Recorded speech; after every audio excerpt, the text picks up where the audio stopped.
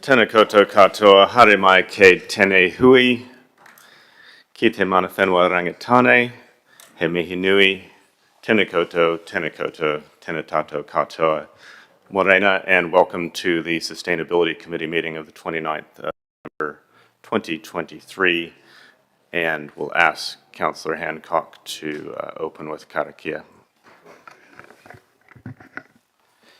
Kia ora koutou. Tūtaua mai I runga, tūtaua mai I raro, tūtaua mai I roto, tūtaua mai I waho, kia tau ai te Māori tū, ki te Māori ora, ki te katoa, haumi e, hui e, taiki e. Taiki e. Thank you, Councillor. Before moving to the agenda, just a little bit of housekeeping. I want to advise that the meeting is being recorded and will be live streamed on Council's YouTube channel. There's a number of health and safety requirements around fire and emergency with the exit via the nearest exits and gathering point in Te Maraeohini at the clock tower. Smoking is prohibited. Within the building, there is a defibrillator on the ground floor, and if there are any near misses or accidents, please do advise our committee administrators. Today we're joined by Natalia Kushnarenko, our administrator, advisor Sarah Claridge, Chief Planning Officer Mr. David Murphy to my left, and acknowledge the Chief Executive and management team that's with us here today as well.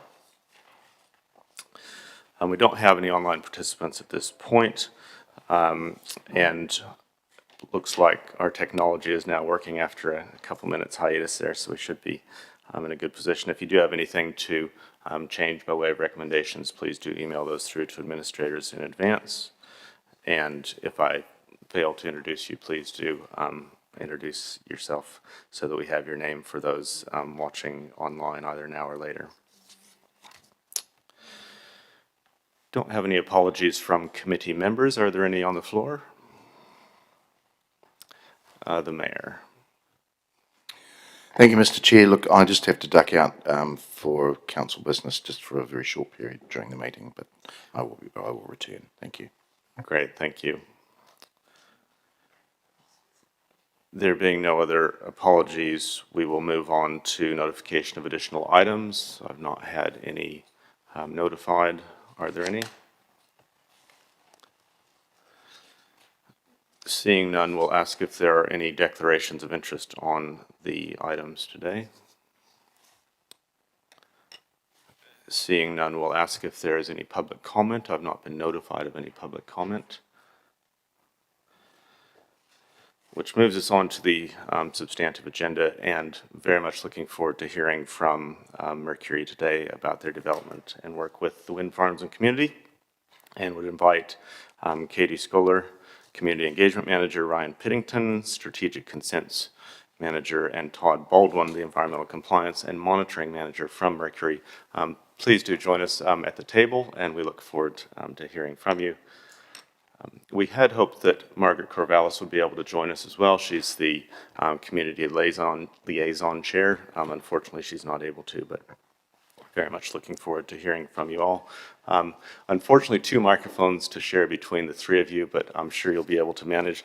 The microphones generally like to have you quite close to them, so just to be advised on that as well. And once you're settled in and ready, I'm looking forward to hearing from you all. Thank you.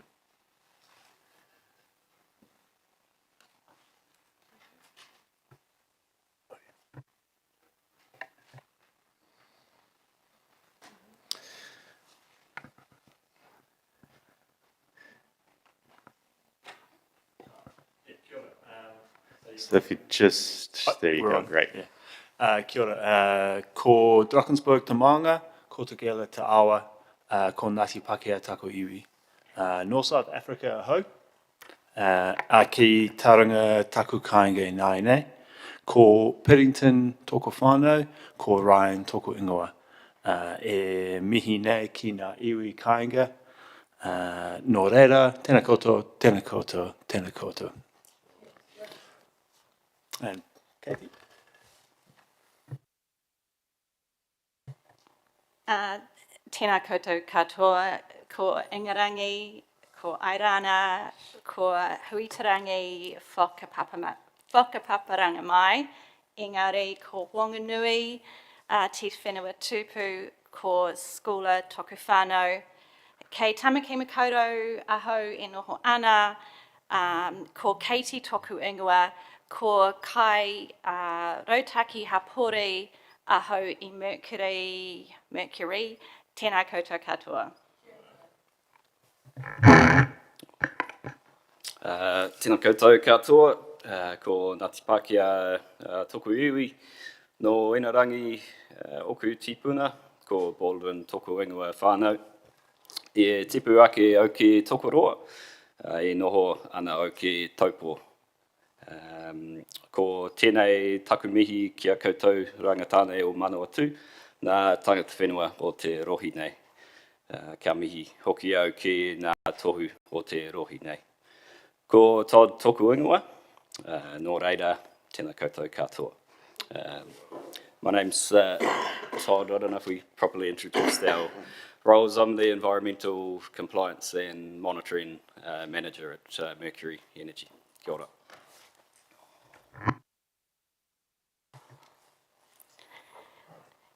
And I'm the Community Engagement Manager for Mercury. So first of all, thank you to the Sustainability Committee for inviting us to join you this morning. Mercury is strongly committed to sustainability. I've put our company purpose up there on the slide, and I hope that that resonates with some of your work as well, and that while we may not be referring explicitly to sustainability through our presentation, that you'll see the threads of it woven through everything that we do. Some of you will already know parts of this story, either through your roles with council or because you're in these communities.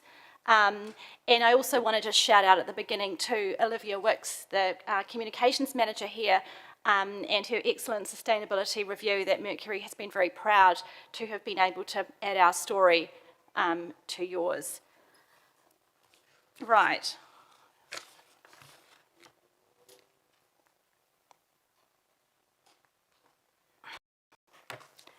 So this slide is Mercury in a pile of numbers. I'm going to tell you right now, the too long didn't read version is that we are big, we have grown, we are continuing to grow. We believe that as a company we've got the scale to do some really good things in the sustainability space. And we believe that Mercury can help New Zealand transition to a low-carbon future through providing renewable electricity. My favourite number on the slide is the first one, 100% renewable, and that's the generation that we provide for New Zealand. Now, the 10-minute slot with the three of us is a challenge, so I'm just going to go past this slide. If you have any questions about our backstory or our forward story with delivering new renewables, please, I'm happy to take them in the Q&A, but I'll move straight to Ryan. Thanks, Katie. So you'll all be familiar with the assets that are up on the hill. The first wind farm constructed up there, the Tararua 1 wind farm back in 1999, with the stage 2 following soon after, and stage 3 around 2007. So the wind farms are still performing really well. They've exceeded expectations in terms of their original design outputs. Both stages 1 and 2 have pretty much doubled what was the originally scoped output for production. They are, I suppose, getting to that point in their life where they're ending their or towards the end of their operational life, which is typically for wind farms around 25 years. So that brings us to what next, and wanting to continue our journey through the continued decarbonisation of New Zealand and contributing to that for Aotearoa, and recognising the wonderful resource that is up there. We're in the stages of looking at a Tararua repower and what that might look like for that site. We'd be looking to use modern turbines, taking advantage of new technology, and providing a bit of, I suppose, consistency in terms of the types of infrastructure that you see up on the hill through the upgrades to that site. The probably two key bits are the last 2 points. We're looking at reduction in the turbine numbers, but an increase in the installed megawatt capacity. The turbine, the current engineering is looking at about a 2/3 reduction in the number of turbines across the 3 stages, but approximately about a 60 megawatt increase in installed capacity for those turbines. Just thought I'd try and pull some statistics off our production for the wind farm, and over its lifetime, the Tararua stages 1 and 2 have produced the equivalent energy that would power around 340,000 houses over a year period. For the stage 3, that's almost double. So, I mean, you can clearly see in terms of the advances in technology, the opportunity to take advantage of that resource and provide some really useful renewable energy generation. More recently, the Turitea wind farm completed construction earlier this year in 2023, with the northern part of the wind farm completing construction around 2021. It is officially New Zealand's biggest wind farm, and Mercury are very proud of that, and the region should be pretty proud of that too.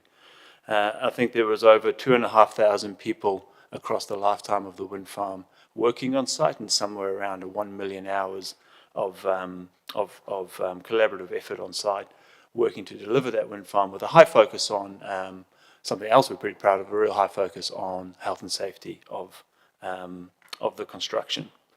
Just the turbines themselves, they sit at a height of around 69 metres, so that's the towers, with the blades reaching to a total height of around 125 metres.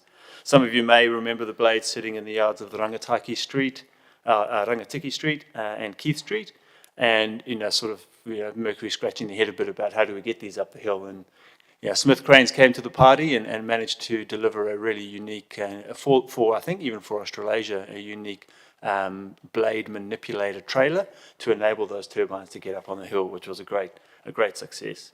I think over the life of the construction period, it was around 264 successful lifts and something around 10,500 tonnes of heavy vehicle component movements. In terms of capacity, the wind farm is a fantastic resource. The wind generates very well.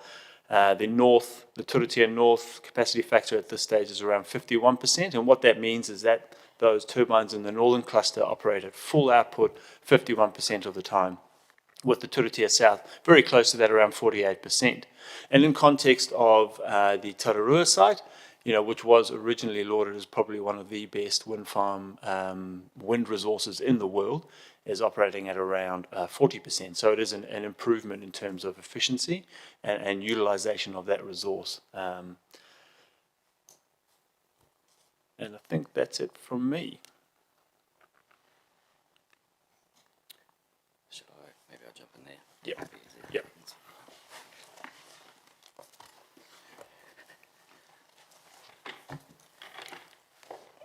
Cool. Just following on from Ryan there. I guess one of the key things for us across all of our developments, not just in the wind space, but across the country, Mercury aims to create opportunities for iwi to exercise kaitiakitanga. As an example here, Rangatane or Manawatu is an important partner, particularly where it comes to environmental enhancement and monitoring as well. And the photo here is an example where Rangatane Wildlands, one of our consultants in Mercury, partnered to release moko or lizards back into the environment after it had been removed for the construction of the wind farm.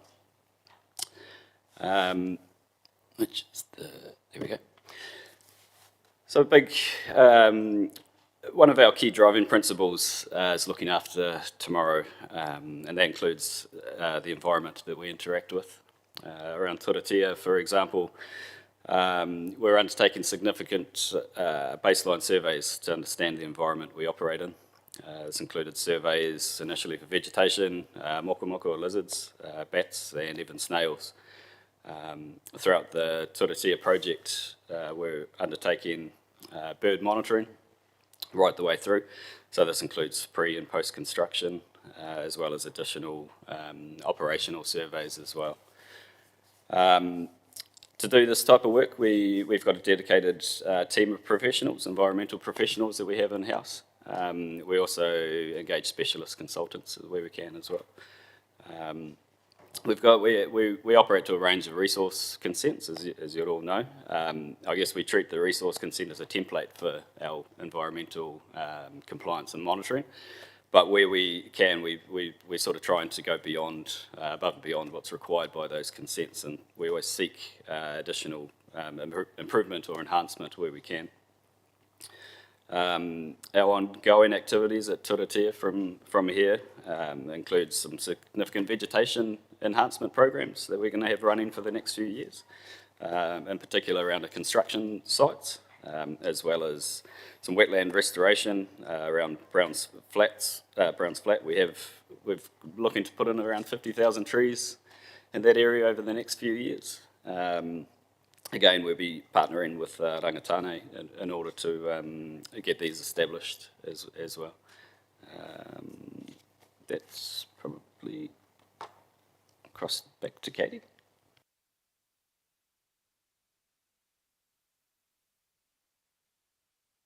The connections between Mercury and the community go back a long way. I thought that this little timeline might be of interest. Fair to say it all took a lot longer than we had envisaged to get from between each of those jumps on the board. And we have to acknowledge that this was testing for the community. And acknowledge the patience that they've shown. I particularly want to call out the community liaison group who met with us for 4 years and is continuing to meet with us to give us some insights from how it looks from their view. Some of those conversations were challenging. We learned a lot, and I hope that that group would agree that we listened and we acted on what we learned from them. I think fair to say we try and listen as much as we talk. You may have picked I'm not a natural presenter. I'm looking forward to the Q&A where there can be a little bit more kōrero. But throughout the time of our connections, that's what we have endeavoured to always bring to the table. So we're about to start, we have started the new chapter. We're not builders anymore. Now we're wind farm operators. And we're looking at how we show up in the community in that capacity. The Palmerston North area is our most significant community around our generation sites. It's the largest, the visual catchment of our turbine and all the turbines along the ridge, because who knows who owns them, is huge and very diverse. One of my great pieces of work is to figure out how we want to be here in a structured and intentional way. While really, really happy to accept this invitation from you today, I unfortunately don't have the happy ending to that story.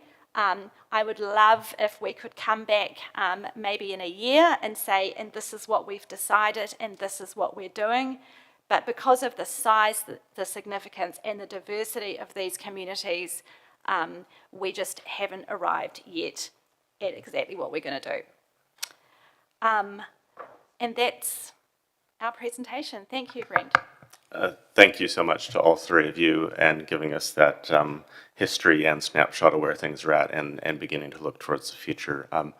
There are some questions in the queue, so we'll start with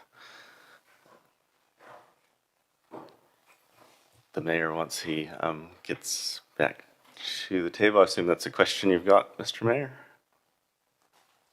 Thank you, Mr. Chair. Look, thanks to the Mercury team for keeping us up to date. We hear a lot of noise, or just not your opinion on this, not turbine noise, from some of our neighbours that they are renewables capitals, and I sort of pointing towards Taranaki, who are made a claim for the offshore stuff, which is yet to happen. We'd be right up there, wouldn't we, in terms of regions that have renewables, and especially in the wind side? Would that be correct? Yes. Great. I just wanted that stated. Yeah, thank you.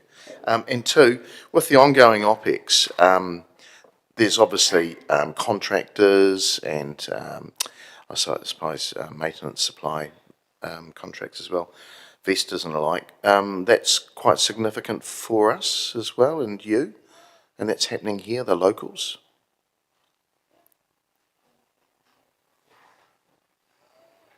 Yeah, that's right. And I mean, when you look at it on paper, you look at the operation of the wind farms and you see there's a relatively small crew that is provided by the turbine supplier, but they leverage a multitude of local contractors and electrical and roading and planting resources. And like Todd was saying, we're always looking for opportunities to partner better with local organisations, local iwi, local hapu on delivering these outcomes. And, in a sense, sharing those opportunities that these assets provide for the communities they operate in. Great. And just my final question: when we originally, when the original consent was granted, there is a royalty to the city council.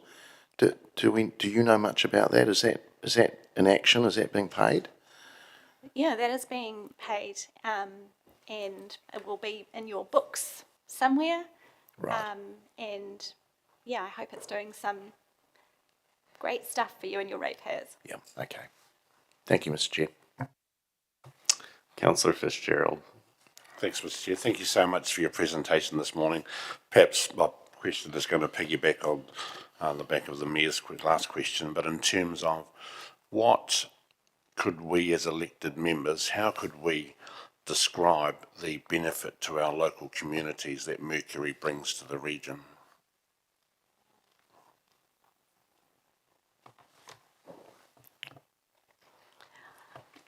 I think that speaks to that the story isn't finished yet. We don't have a neat narrative. We haven't decided yet what we're doing here in a structured way. So if your members were to ask you on the way out of the, I think you'd have to say Mercury's still working on it. That's not a great answer, but that is what's going on. Sure. Can I just add to that then, Katie? Back in 2005, did Mercury have a forward vision for what was going to be doing beyond 2023? I can't answer that. That Sure. predates all of us. I think it was, yeah, I cannot say what was explored in 2005. Wonderful. Sorry. Thank you again for your presentation. Just a couple questions from me. First, just interested around the community engagement side of it, really looking forward, and would like to understand kind of what levels of connection you've been able to achieve so far, and what, if anything, council's been able to do to facilitate that, and potentially where council might be able to be more active in that space. Just be interested in your views around that.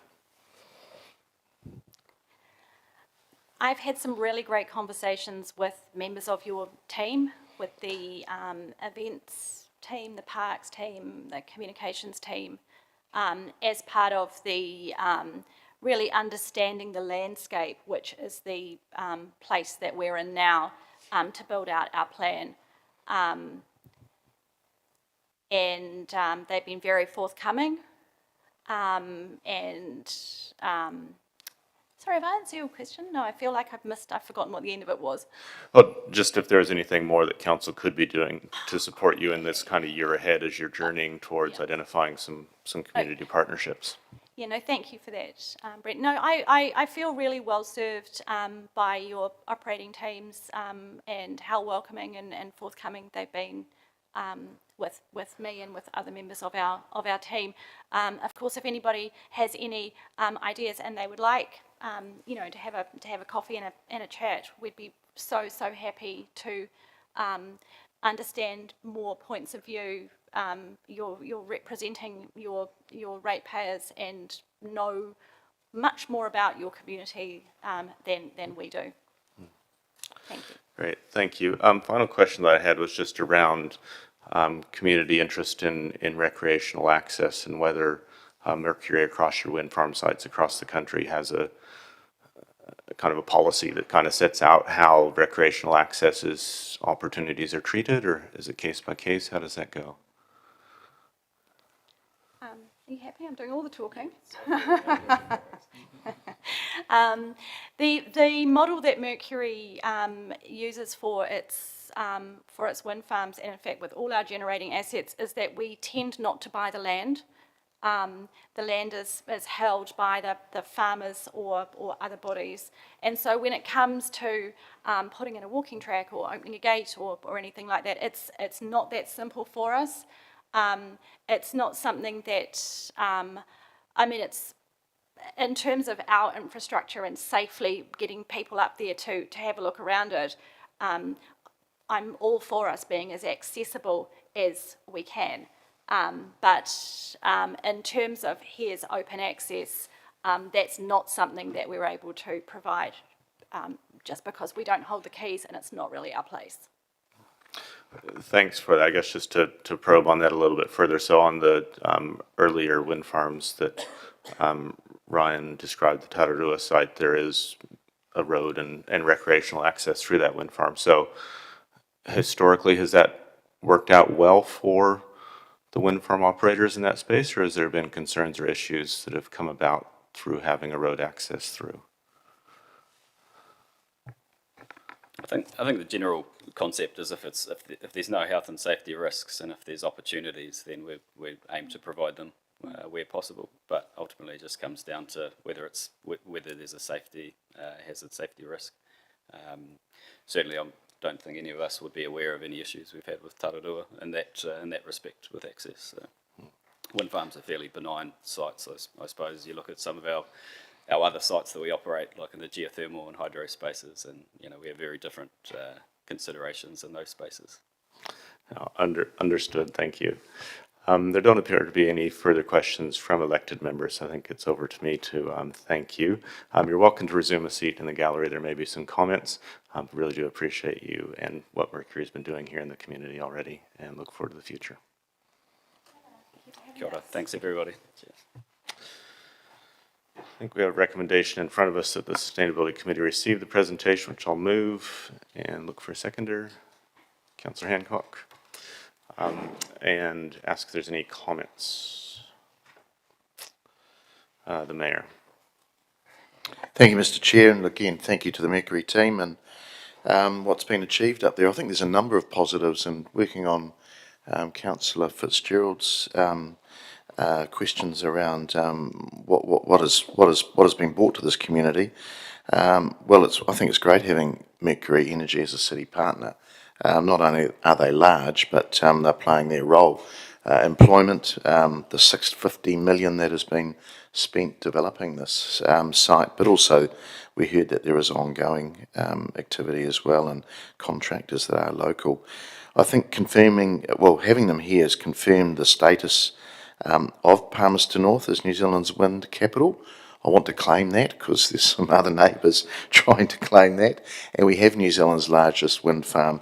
And we're playing quite a major role in New Zealand's renewable energy story. So I think that cannot be understated. But I think the real thing is the connections with the community. And I've seen how genuine that is firsthand, especially with our Rangitane on Manawatu and the work in biodiversity, the planting work, the wildlife work, and also there is for our council some significant royalties, and we'll probably see where they sit this afternoon, back to council, which obviously are tagged towards biodiversity and reserves. And you are supporting community groups as well, and just this week I put another community group to your management to see if there was any connections there. So again, thank you, and please pass that on to Vince and the rest of the management team that you've done a great job. Thank you. Thank you, Mr. Mayor. Just to briefly comment as well, very heartened by the continued success of renewables here in the region, and obviously having Mercury's, substantial expansion in recent times has been very heartening from that point of view. So appreciate you taking up the consent and seeing it through to delivery. Clearly a project that did require a lot of innovation and a lot of effort, and it's huge to hear those numbers. 2,500 people contributing to what we now have on the Hill. Contributing to our region. So it's really fantastic and appreciated from that point of view. Really looking forward to that next chapter in terms of how it goes, the transition from build to operate, and the enduring relationships with community that can be created there. And as the mayor said, already a wide range of interest there.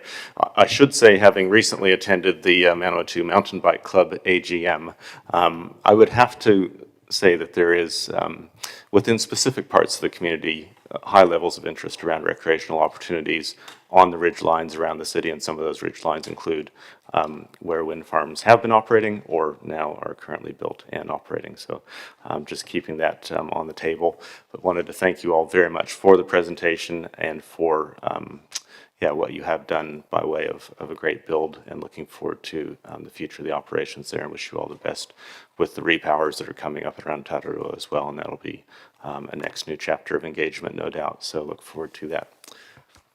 With that, we will call for a vote.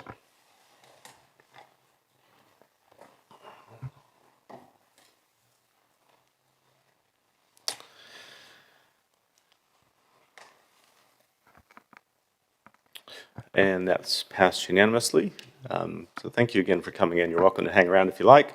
You're also welcome to go about your day. Moving on to item of the confirmation of the minutes, item 7.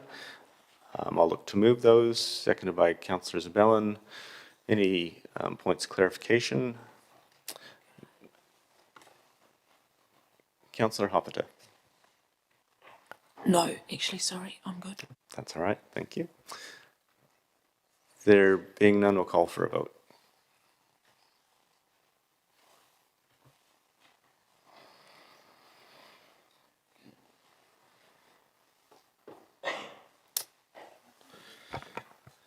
And that's passed 10 votes for, 2 abstentions, moving us to the first report. Item 8, page 15, the Progress Update Resource Recovery Plan, Waste Management Minimization Plan 2024, and ask Peter Ridge, Senior Policy Analyst, to join us at the table.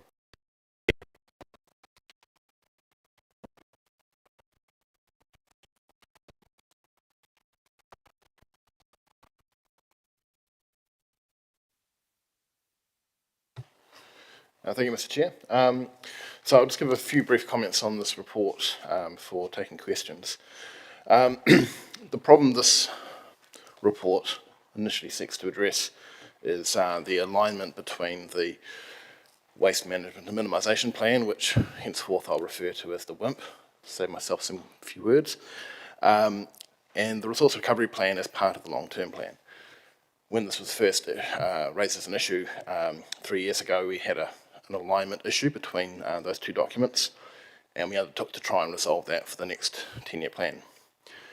We've largely achieved that through the decision to bring forward the review of the WIMP to occur at the same time as the long-term plan, and the core actions in the draft Resource Recovery Plan will form the substantive part of the new WIMP document. The issue before us today, though, is primarily one of timing. So we want to make sure we've got the right approach for how we achieve that consultation that we're required to undertake on the WIMP at the same time as we're doing the work on the Resource Recovery Plan. So there's 2 options outlined in the report. I will acknowledge that neither option is ideal. There are challenges with both. We've recommended option 1 because we believe that strikes a good balance, but we do acknowledge that both option 1 and 2 can work. Happy to take questions.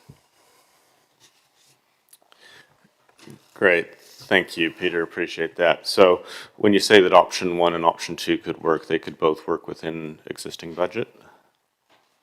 Yes, I mean there are some points as outlined in the benefits and disadvantages table. I mean, one I would point to is potentially a workload issue. So to achieve option 2, we would have to undertake a lot of work in the remainder of this year and very early in the new year at a time when we're busy with some other projects. Option 2 gives us a bit more time from a staff point of view, but it is possible to achieve both. Great, thank you. Councillor Hancock. Thanks, Mr Chair, and thanks, Peter.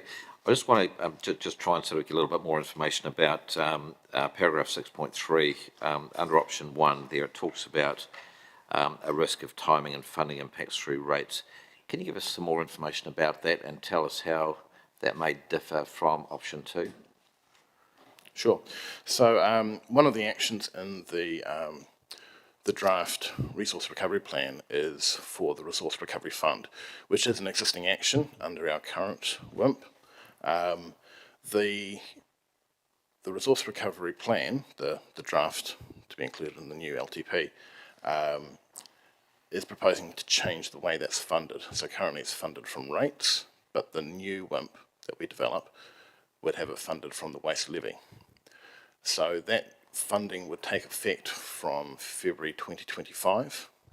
So if we were to take option 1 and there was to be a delay in getting the new WIMP in place, we wouldn't be able to fund the Resource Recovery Fund from the waste levy. It would have to come from rates.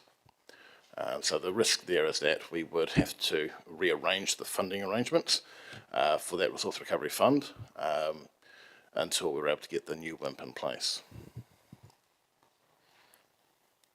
And in terms of, and in terms of option 2, is that delayed, waste That risk funding is that would be significant. available straight away, or would there be the same delay? Through Mr. Chair. So the risk is significantly minimised with option 2 because of the timing. So with option 2, the new WIMP would be adopted concurrently with the LTP. So that would eliminate that risk substantially. Yeah.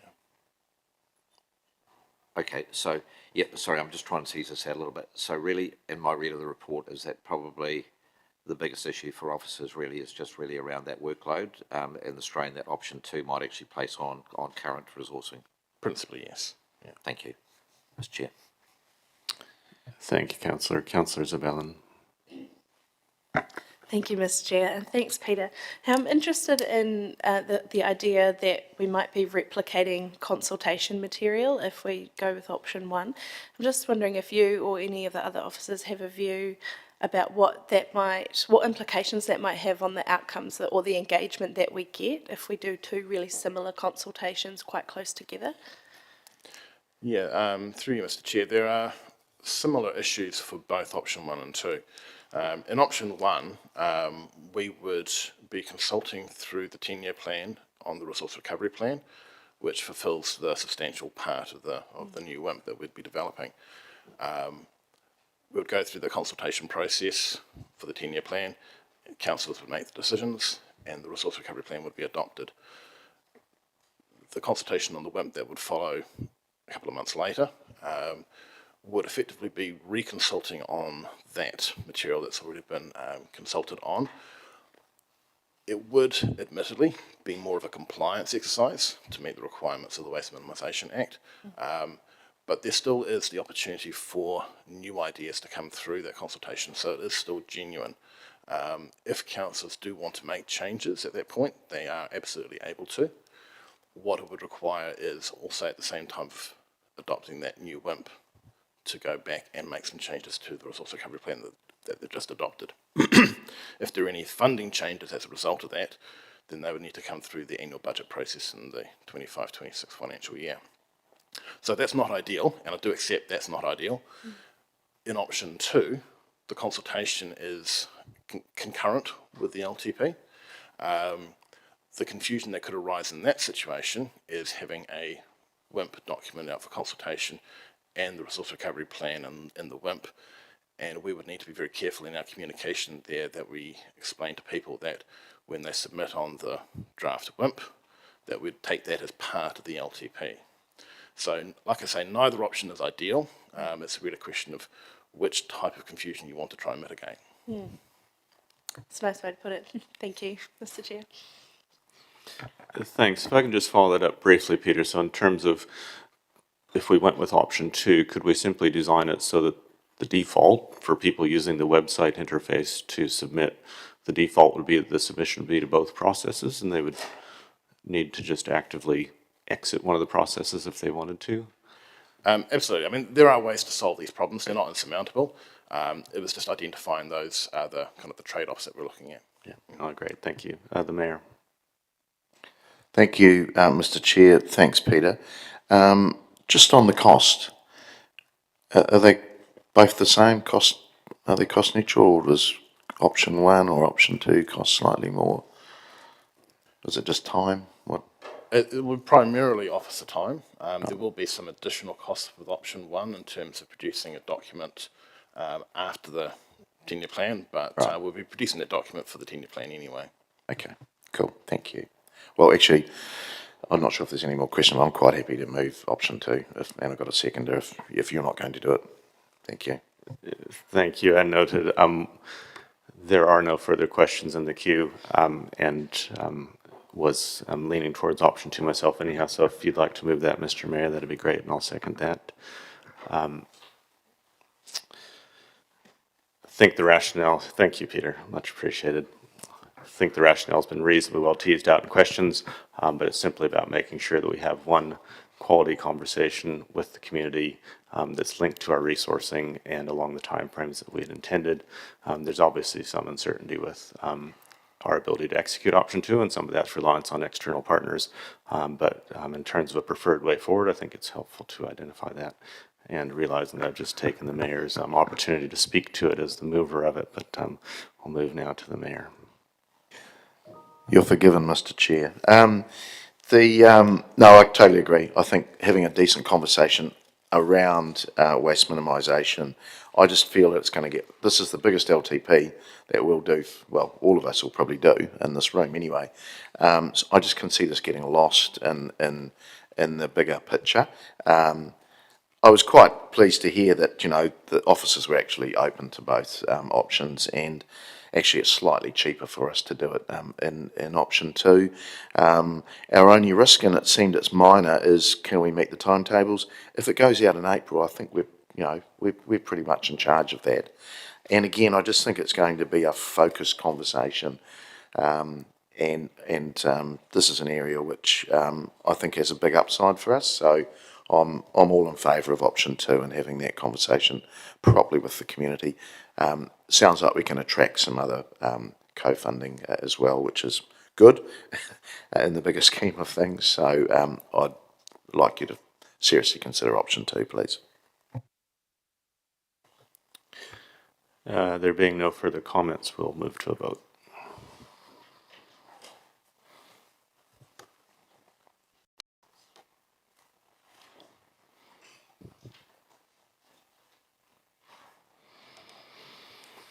That's passed unanimously, 11 votes for, none against. Moves us on to item 9, which is the amendment to the Waste Management Minimization Bylaw Administration. And would invite Peter Ridge back to the table to present this item. Thank you, Peter.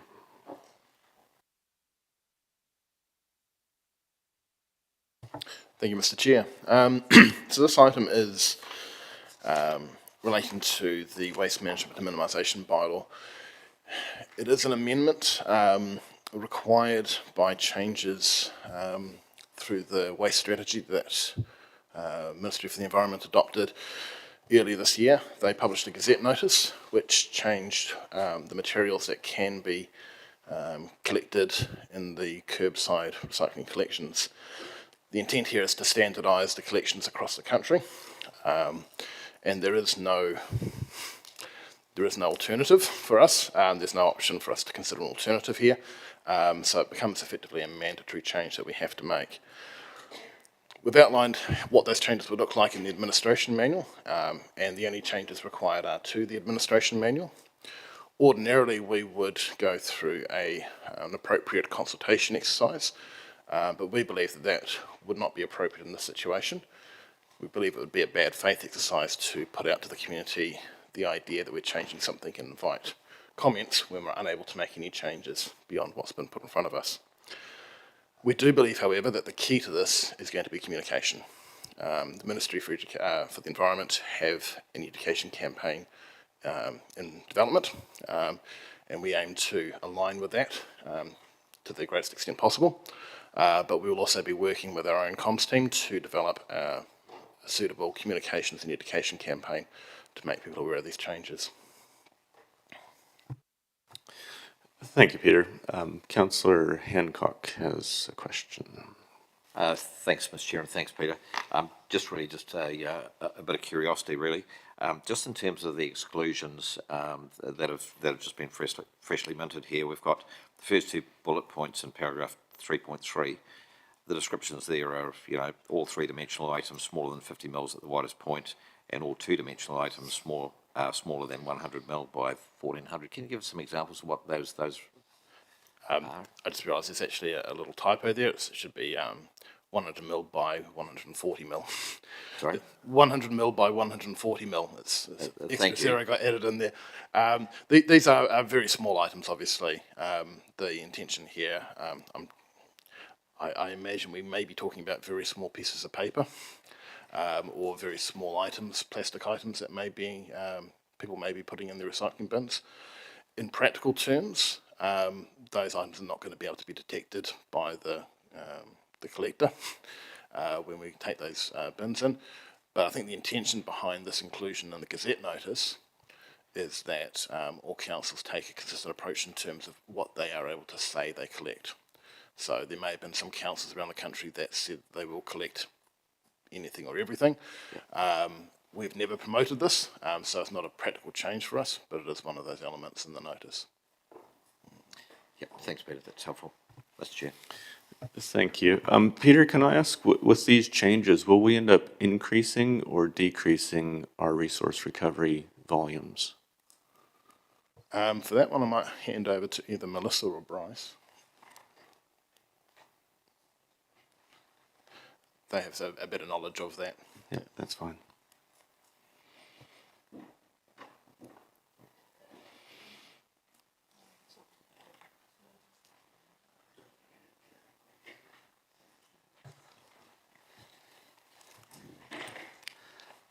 Kia ora, councillors. I'm Bryce Hosking, Group Manager of Property and Resource Recovery.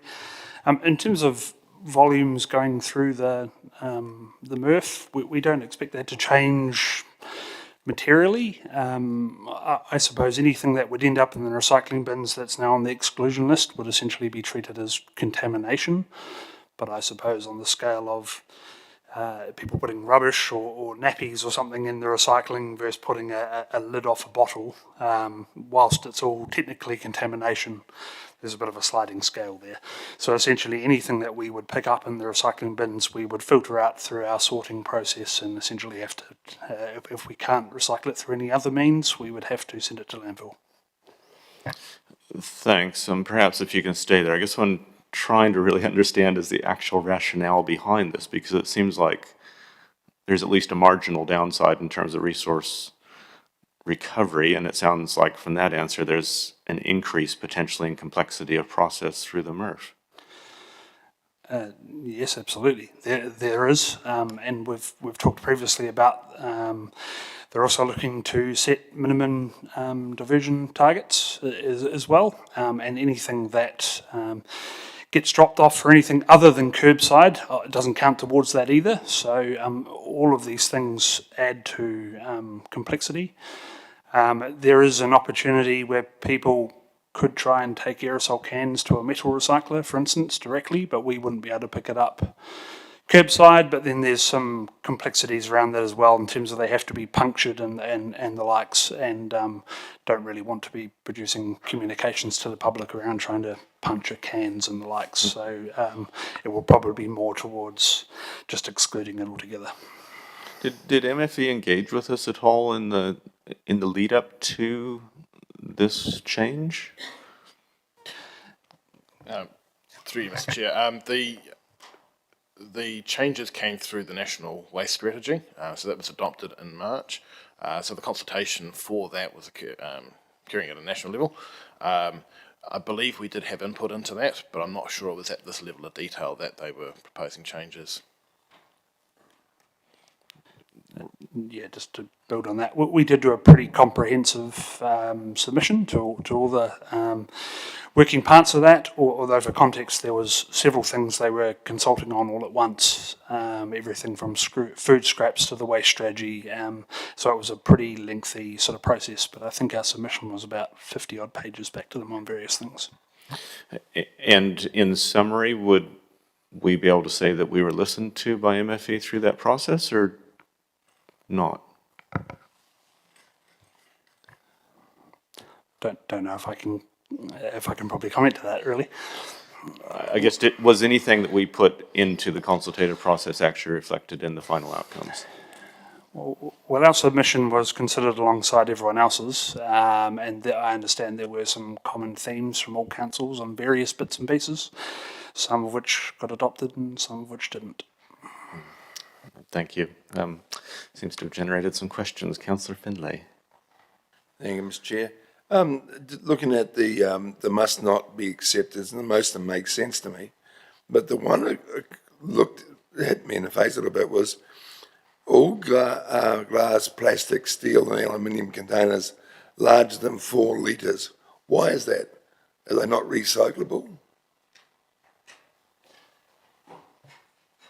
So noting that this is only curbside, so we do have the opportunity to, as I said, like with the cans and things, people can take them to metal recyclers directly. They can drop them off and that, but it's just what we can actually pick up curbside in the bins. So if a 4 litre container fits in the bin, it's okay? Well, under these changes, no, it wouldn't be okay. Essentially, it would be considered contamination. Through you, Mr. Chair, if I could just add to that, I think part of the thing that's perhaps lost in this is that these are changes being applied to the entire country, and there are some councils that don't currently have a collection. Okay. So when they were developing what can and can't be accepted, I think they were trying to consider what is feasible and practical and affordable across the country.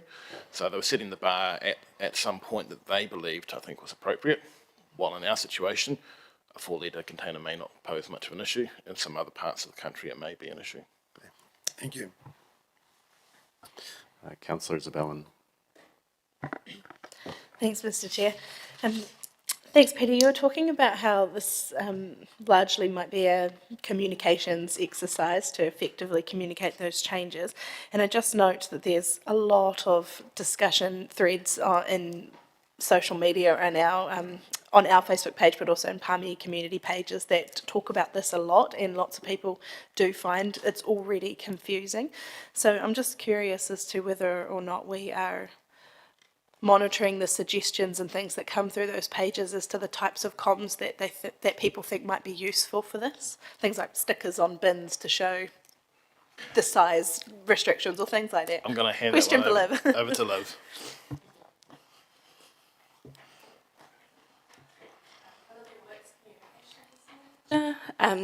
Yes, we do monitor all those comments, and we have regular chats with the resource recovery team about key themes.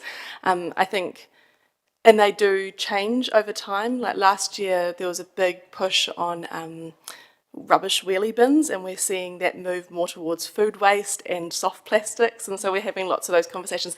Part of this campaign is obviously talking about, for our community, what is the change, but also a reminder of what does go in your recycling bin. And one of the big parts of what we're doing is our big What Goes Where guide on the website, where you can search every single item that you use. Cool. We're doing a big thorough update of that as well ahead of the changes. Thanks very much, Mr. Chair.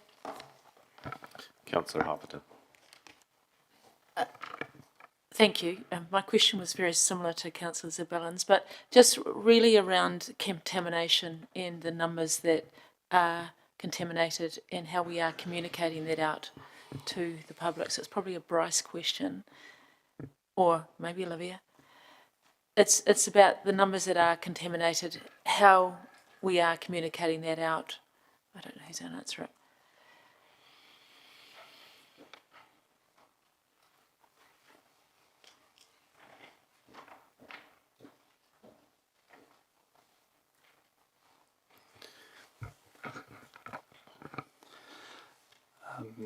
as part of our BAU communications in the area, we have had some campaigns in the past on contamination, and it is something that we from time to time raise.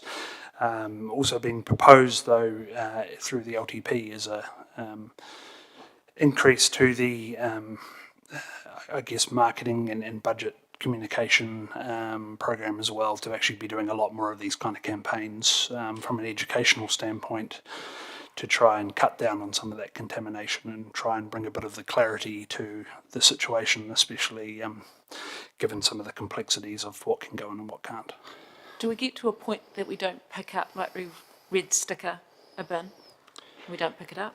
We in the past, we have actually had a dedicated staff member who is going around and red stickering bins for contamination. However, through the last 3 years, due to resourcing, that hasn't been occurring. Thanks, Mr. Chair.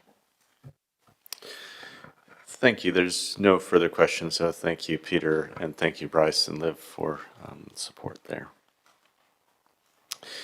I'll look to move the recommendation in front of us, which is that the Council adopt the proposed changes to the Palmerston North Waste Management Minimisation Bylaw 2016 Administration Manual, as shown in Attachment 1, and seek seconder. Councillor Isabellan.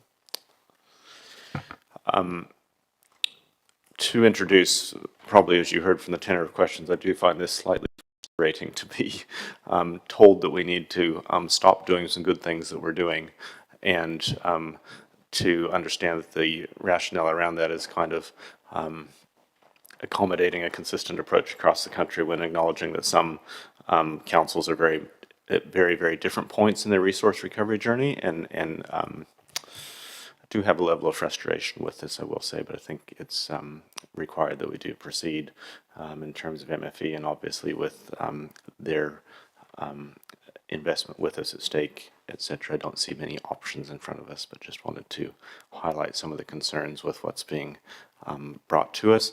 I do hope that as we continue to work our way through the New Zealand Waste Strategy, we see things that are of substantial benefit to our community, because it doesn't feel like this is kind of starting on that foot. There being no further questions or comments, we'll call for a vote.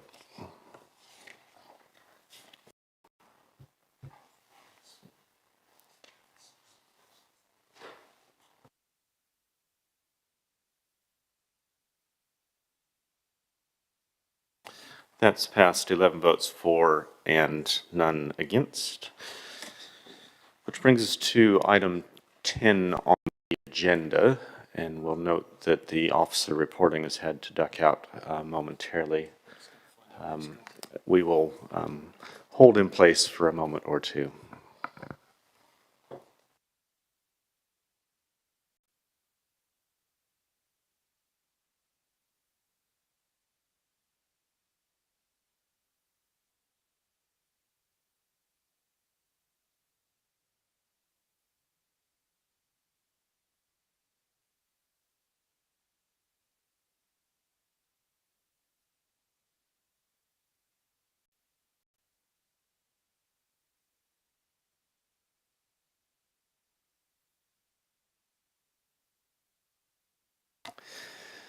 Like Adam's approaching ability to rejoin the meeting. Perhaps David, if you want to join us at the table and start our journey into the item. This is Progress Update 2023 Palmerston North City Council Low Carbon Roadmap. Welcome, Adam and David.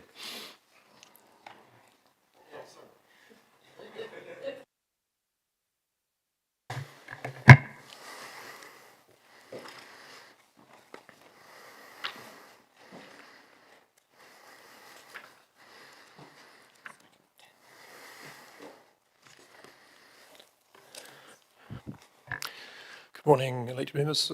Apologies there. Clearly misread the schedule.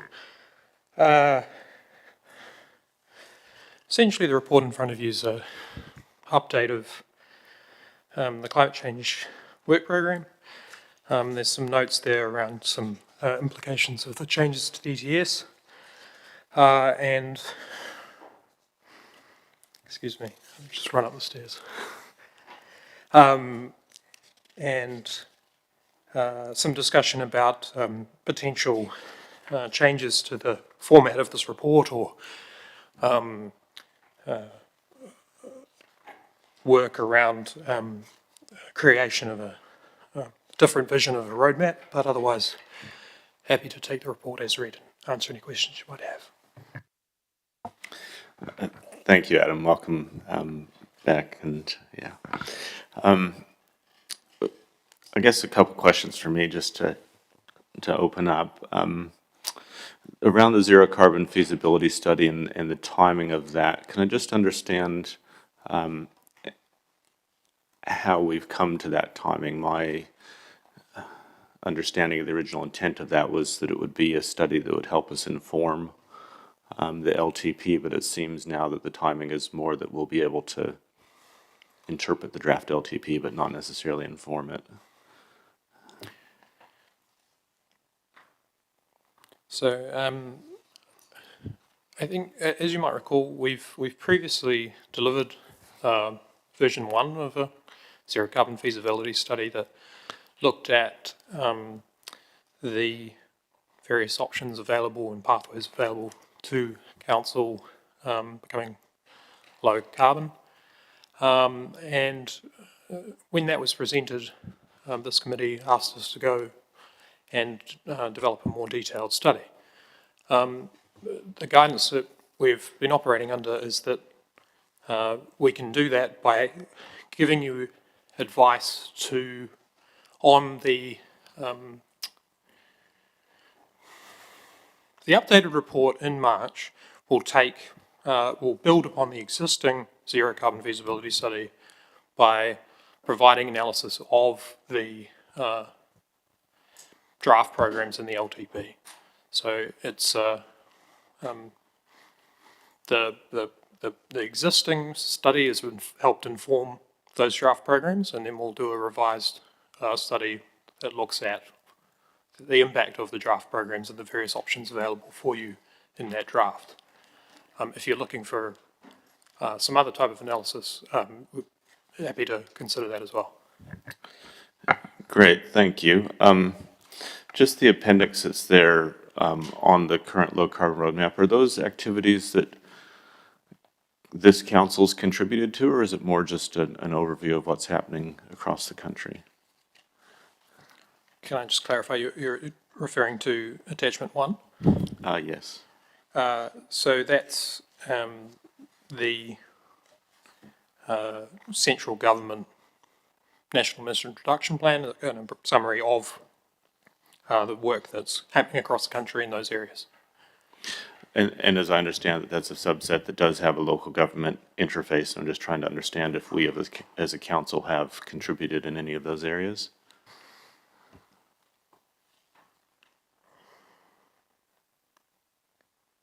When you say contributing, do you mean in terms of emission reduction action or in terms of submissions on individual work programs?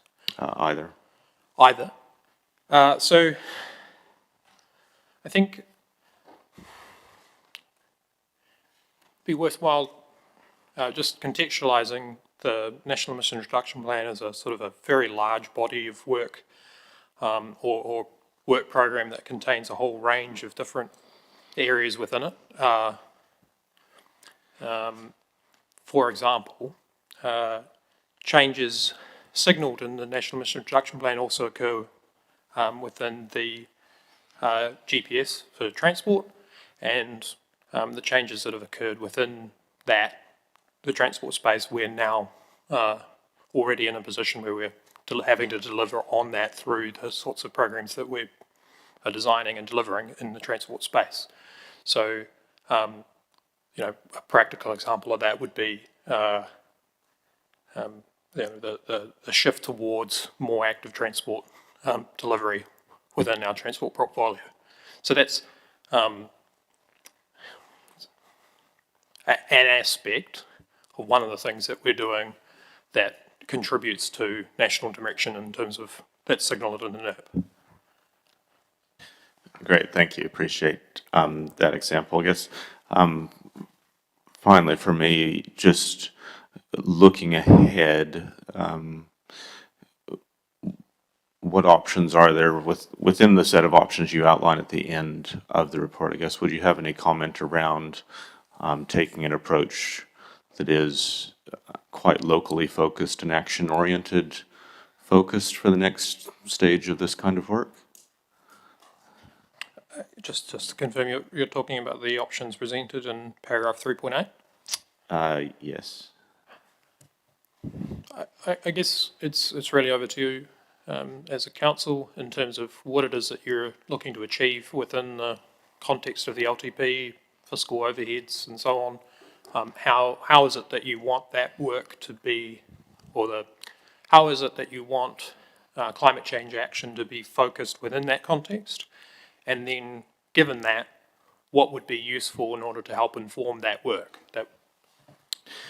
Great, thank you. Thanks for that response. Councillor Zabellan. Thanks, Mr. Chair.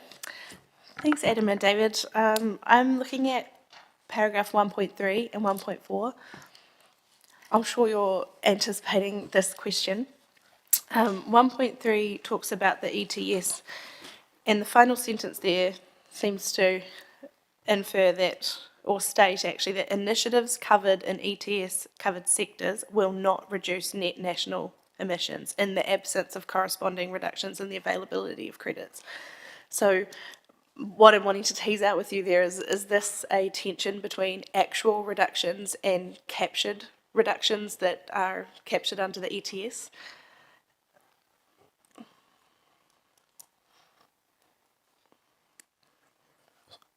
Through you, Mr. Chair, can I just clarify? Could you tease that out a little bit more for me in terms of what you mean by actual versus captured?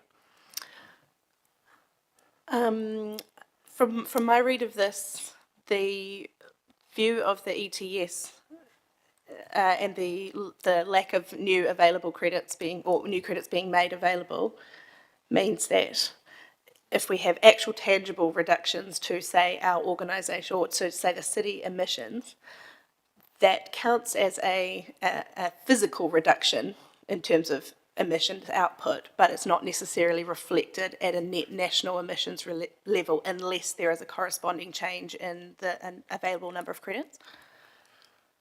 No, I would say that fundamentally what's occurring here is that where we directly reduce emissions within a sector covered by the ETS, so, transport, forestry, waste, concrete production, many sectors, agriculture is the big one that isn't. But wherever we're directly reducing emissions covered by a sector, in a sector covered by the ETS, what will happen is those emissions will increase elsewhere within a covered sector. Because the ETS is reducing emissions nationally, anytime we reduce emissions out through a separate mechanism, the impact of the ETS is lessened. So they counterbalance each other. In effect, once you abstract away people holding over credits from one year to the next and just look at within a sort of a slightly simplified version,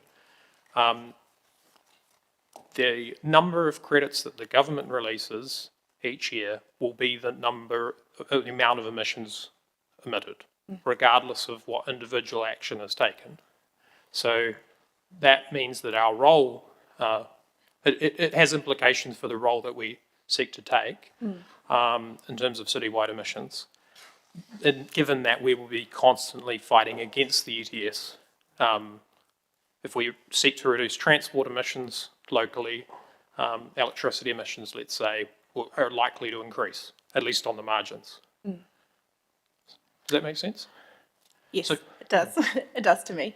I guess my next question is how how are we going to get that across to our public? I think it's really complicated, and I think it's really, really hard for people to understand the nuances of that particular system if we're trying to put forward a roadmap or, and say, hey, we're going to reduce emissions, but there's all this.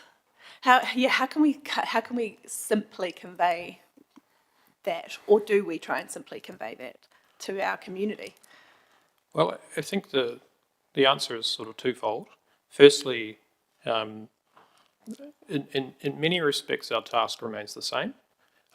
We just needs to be maybe slightly refocused, where instead of seeking to directly reduce emissions, what we're instead doing is looking to reduce the burden of the ETS on our community. So making it cheaper for people to reduce emissions, and thus cheaper in their back pockets. So that's one element of it. And so, where you talk about active transport's an example. This came up already, for example. When you drive, you incur a cost at the pump that's paying for the emissions of that, the fuel that you use. And if you instead bike, then you're not incurring that cost. So there's a benefit there for everybody. So that's sort of one element. The other element, I think, is really perhaps, given what you've just highlighted in terms of the arcane nature of this, really more about an advocacy role that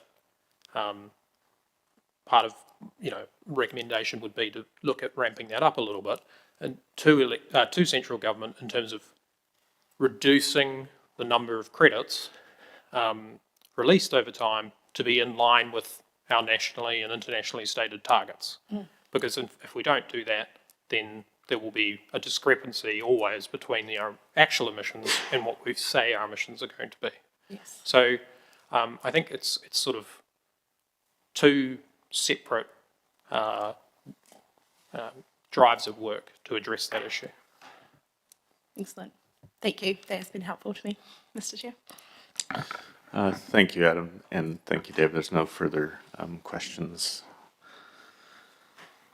So we have a recommendation in front of us, and just indicate there's an additional one as well, but the first recommendation is that the committee receive the memorandum titled Progress Update 2023 PNCC Low Carbon Roadmap presented to the Sustainability Committee 29 November 2023. And the additional recommendation, I will look to move these together, is hopefully coming to screen soon, which is that the draft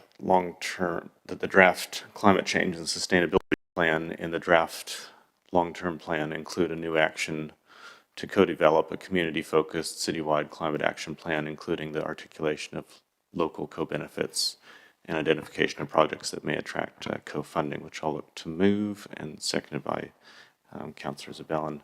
I'll just briefly introduce this and then see if there's questions of officers on it. The rationale here is that we've been through a bit of a journey with getting to know the ETS, getting to know some of the challenges with it, getting to know the Climate Change Commission's work and the emissions reduction plan, and quite a bit of the context around the broader community and how we've approached some of our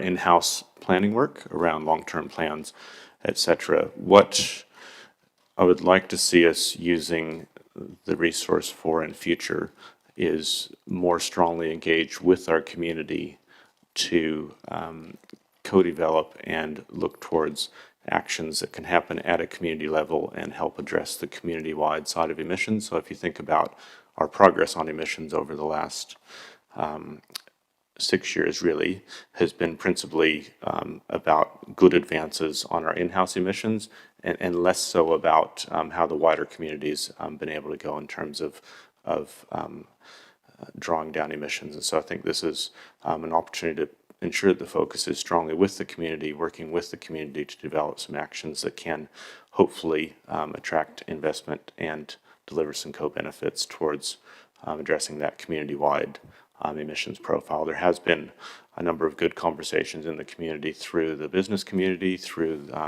Environment Network 902, the interfaith groups, and a number of schools, etc. So I think there is interest in the community that we could be tapping into by taking this approach, which is why it's coming to us as a recommendation here.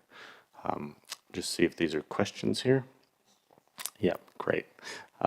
Councillor Hopita. Thank you. A question to, I think it's the Chief Planning Officer, or it could be the Chief Executive. How does this fit with the long-term planning process by adding this into it? That's the other side.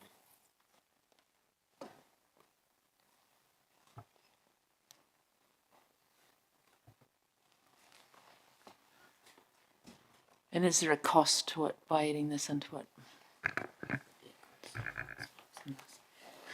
Through you, Mr. Chair.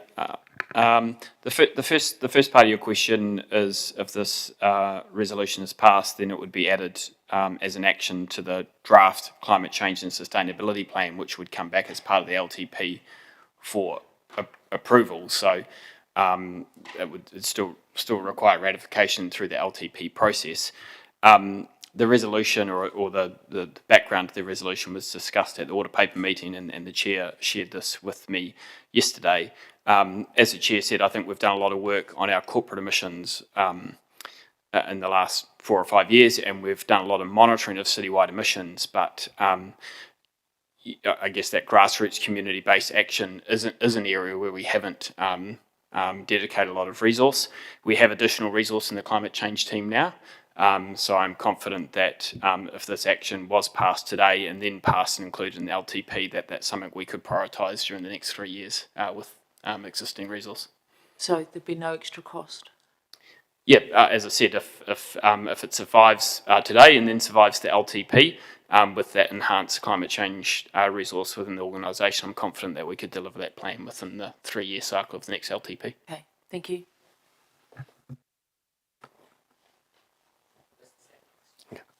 Great, thank you. There don't appear to be any further questions. Are there any comments? Councillor Zabellan. Thanks, Mr. Chair. I'll try and be brief. I'll try. So I support this motion, as you probably expect, and here's why.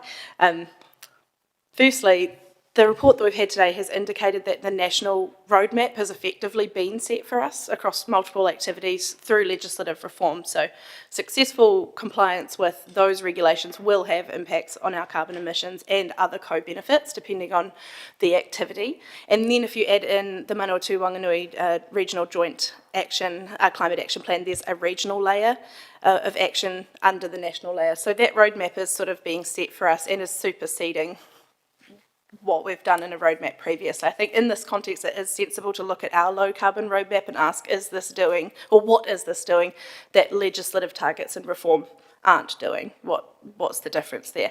And I think we've been led to a point where it is superseded by what's emerged, and also where any purposeful emissions reduction activity is likely to have a net zero impact on the whole picture, because the ETS is a bit counterproductive that way at a local level. So I think this motion presents us an opportunity to identify what gaps and deficits remain in that whole framework for us at a local level, and that's where I feel a roadmap should be focused for us. What makes us resilient, and then where's the gaps in that? And I think that's the bones for a community-facing citywide climate action plan. Secondly, the climate change sustainability plan in its draft form that we've got in the draft LTP is weak on citywide and community-facing activities. We're really strong on council actions, but we're much weaker on that citywide scale. And the deficits in the plan, as I see it, are that most of those actions that relate to emissions reductions or low carbon transition are actually cross-referenced from other plans. So they'll come from transport, or they'll come from waste, or wherever, and that's good. But if we look at what specific actions we've got in this plan, they are data monitoring and data capturing, and very little actual action. But there is a massive amount of community initiative that's happening here, and business and corporate initiative as well. And I think that, we do a lot as well. Don't want it to cut us out of the picture. I think we're uniquely positioned to capture that data and then reflect back its cumulative impact across far more climate indicators than just emissions reductions. So if my favourite example of tree cover, that delivers on carbon reduction, but it also delivers on sponge city outcomes and urban cooling effects and biodiversity and air quality and ground stabilisation. So you get multiple bang for that buck. Air quality is an indicator which delivers obvious co-benefits. Swimmable rivers index could come into here, could come into play here, and this is something that the community understand and is simple and can get on board with. The ETS and a carbon emissions reduction focus, I feel, is really, really hard to get across in a way that lands with people and makes them care about it. What I like about this recommendation is it can at once set a bold strategic vision, but it can also be really practically applied. It could trickle down as a criteria in environmental initiative funds, for example, and it's a criteria. How many co-benefits does this project deliver? You've also got people like CEDA with their sustainability toolkit, and you've got individuals making choices to drive less or choose EVs, make those choices. And this kind of plan can capture all of that action across an individual, community, corporate level, and show how it's all tracking towards our citywide objectives. And that's what I like about the city-facing aspect of this, because we can't do it all on our own. We can provide leadership, but we can't do all of the action, but we can bring visibility to the cumulative effects of the impact of that the community is already doing and is already doing well. So I think we've heard officers say a lot that we've made really good gains with emissions reductions by focusing on low-hanging fruit, but we've sort of passed that now, and we're going to have to come at it a bit more innovative ways of doing things, because things are more complex now. But I just don't want us to be put off by complexity, because it doesn't make it any less complex. I like that this can identify the city benefits for resilience and lower emissions and co-benefits. It can capture the activities that are being done well and show how they contribute to the roadmap of where we want to go. And I think it lays a pathway out there for opportunities for our low carbon investment fund, which is something that has been a bit lacking in how we drive that effectively. So I think we've got to show some leadership in this space, and no one really actually knows what it looks like. We've got to try something, and a team approach is one that feels right, and hunkering down onto the ETS and all those complexities does not feel right. I'd like to take a wider approach for our community and put out some indicators that they can really get behind on. I'm happy to support this. Hopefully that was under 5 minutes. Thanks, Mr. Chair. Thank you, Councillor. Councillor Johnson. Thanks, Mr. Chair. I'm happy to support both recommendations and just had a couple of comments. You won't need to time me about the additional one. I think that this is something that community's been looking for some time, actually. I recall in the last term of council, us trying to facilitate community meeting with interested parties around, what community expectations were of council in this space. And definitely people were looking for some facilitation and leadership from council. And, rightly, we've focused initially on our own carbon emissions and being able to reduce those. But we mustn't forget we do have this goal of a reduction in citywide emissions. And I think co-creating things with the community in terms of what can be achieved is a good way to go. I think it will be something that people want to engage with. People are looking for a bit of inspiration and leadership in this area. The only thing I'll temper it with is that, this is, yet again, an unfunded mandate from government where, government has brought in legislation around carbon, around the ETS scheme, but hasn't done a whole lot, I don't think, in terms of working with communities to facilitate and enable them to develop behaviour change projects or anything else. So this is yet again us stepping into a space that really, is a space that one would have hoped the government would be a little bit more active in. But however, having said that, I do subscribe to the view that it's up to us as a community to determine what we want for our community. And I think this is something that we do want and also that the community wants. So I'm happy to support it. Thanks. Thank you, councillors, for your comments. I don't see any further comments in the queue. I don't believe I need a right of reply. Are people happy to take both of these recommendations together? Don't see any concern around that, so we'll call for a vote. Thank you.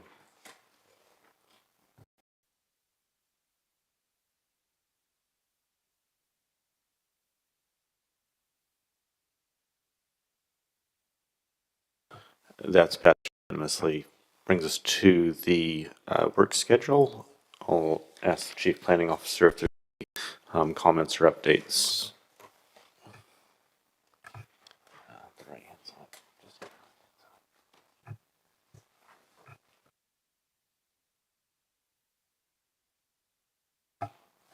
Sorry.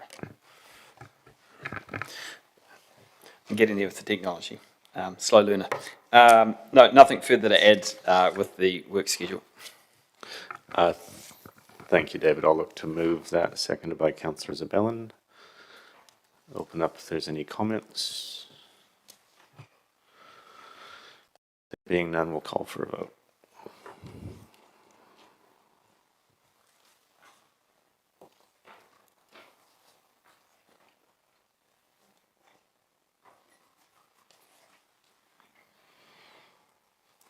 That's passed 11 votes for and none against, which brings us to the end of the, and we'll return to Councillor Hancock and ask him to close with karakia.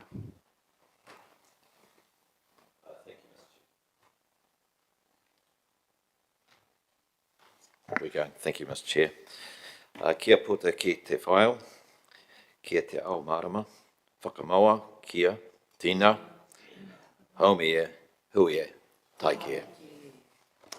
Kia ora. Kia ora. Thank you, councillors, officers, and really appreciate the input in the meeting. We'll see you all at 1 o'clock.